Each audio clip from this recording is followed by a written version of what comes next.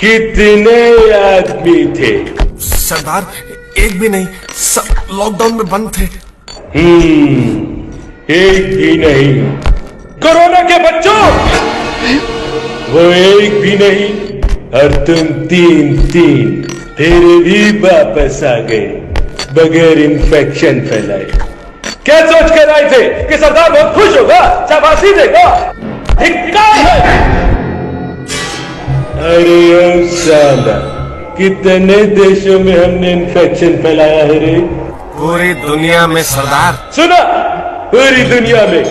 वो इसलिए कि यहाँ से 50-50 कोस दूर जब कोई खांसता है तो सब कहते हैं हाथ धो ले वरना कोरोना वायरस आ जाएगा। और ये तीनों छुटवैये वायरस हमारा नाम सैनिटाइजर में मिला दिए।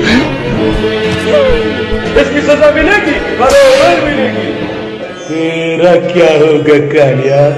सरदार मैंने आपका इन्फेक्शन फैलाया सरदार।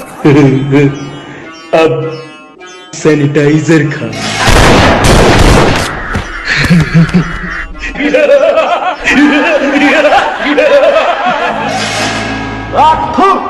जो घर गया समझो बच गया।